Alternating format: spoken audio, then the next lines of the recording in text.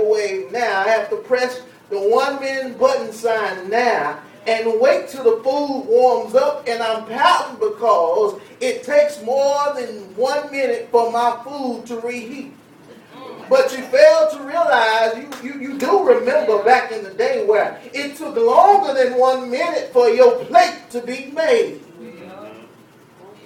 If mama was going to fix some food and it was already in the not the microwave, it was already in the oven, and she had to warm it up because she cooked it yesterday and now she's warming it up.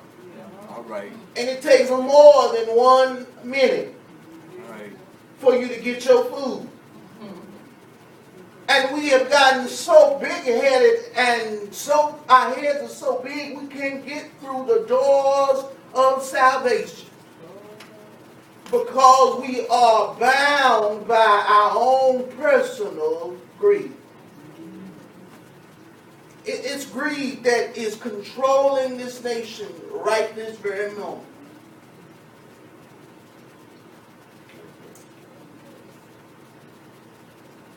If you really look at it, seriously, if you really look at it and look at all sin, the majority of sin comes out of greed.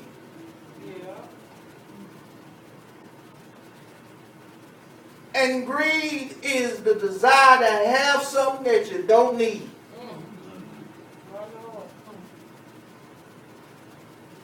That's why husbands get caught up in illicit affairs with women because they want what they don't need. Got a good wife at home, cooks, cleans, irons your clothes, and you're upset because she don't do one or two things in that special place. And you go out and get somebody with some kind of something and bring it back to the wife, and both of y'all are now dating because of your greed. Wives got a good man at home. He pays all the bills. You don't have to worry about nothing. Cleaning up, cooking, washing clothes, none of that. And yet and still what you want is some big burly guy who ain't going to work, who ain't going to wash clothes, who ain't going to mow the yard. And what happens is you go out and destroy your marriage. Now your credit is bad. You're blaming the first husband. But the truth of the matter is it's your fault.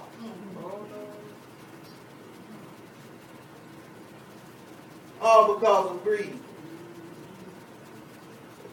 The home foreclosures are not because people don't want homes. It's because people are buying homes that they can't afford. Here it is, you're living on $60,000 and you're buying a $300,000 house. That dog don't hunt. That dog don't hunt. That don't do it. I was on the phone with a guy. He had over $150,000 in college debt. And you know what kind of car he drives? It's not a Yugo. It's not a Ford Fiesta. It's not a Kia. He drives a 325i BMW.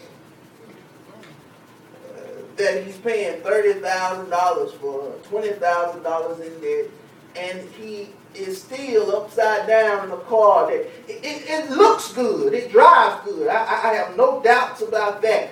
But my whole point is, why pay for something you can't afford? And now he's bound in debt because of his own personal greed. Many of us, our health is bad because of our greed. You remember? Some of y'all remember, some of y'all don't. You remember when Mama used to cook pork chops? and she'll cook enough for the whole family.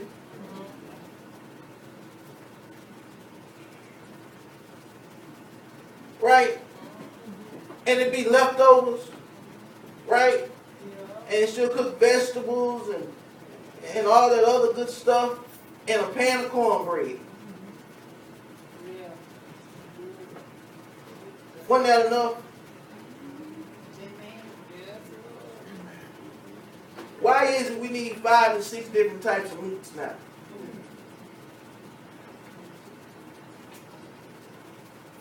I'm going to fry some chicken. And because my child ain't going to eat the chicken I'm cooking, I'm going to cook something else.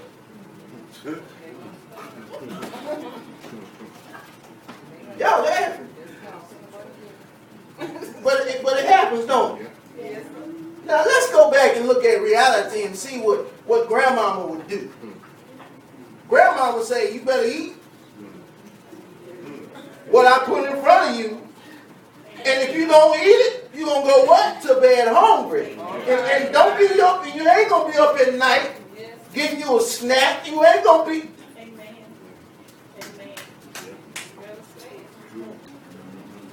I come from the generation where potato chips used to be a snack. Now potato chips is a meal.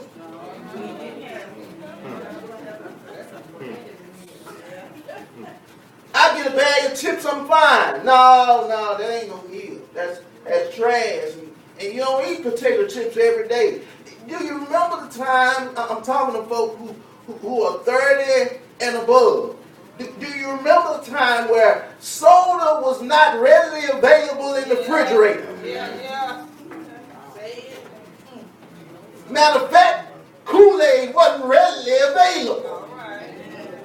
And if your butt was thirsty, you had 3 choices: water, milk, or orange juice. Okay.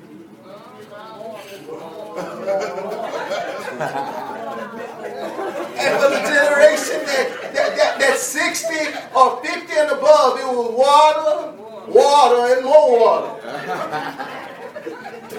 You had to go out and you had to wait for the faucet to open up because it's pulling water from the well. My dad told me I went to stay with my dad for a night, and I went to take a bath in the shower, and he said, "Baby," he said, "I want to remind you, you're in the country. Now the water is hot. That's a good thing. That's some upgrades that your grandmama had. But let me tell you, the pressure is not what you used to. There wasn't no pressure at all. It was just trickling."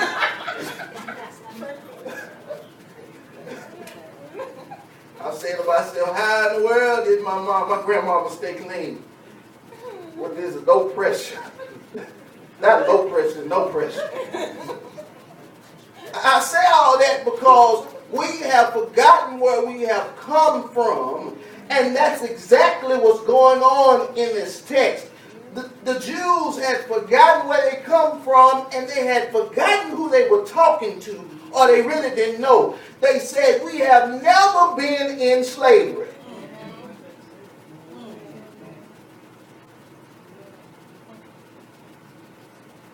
Never been in slavery. And I could see Jesus looking at them and saying, have y'all lost your mind?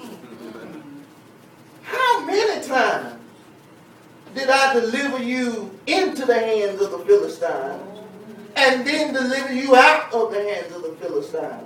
How many times did I send you into captivity? How many times did I deliver you out of captivity? And you have the audacity to stand in front of me and say, we ain't never been in slavery.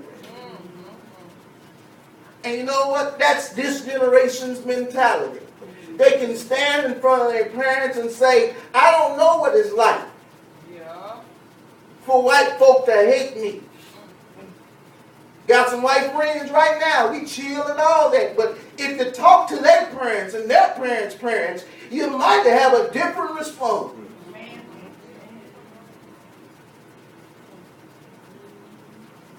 There was a time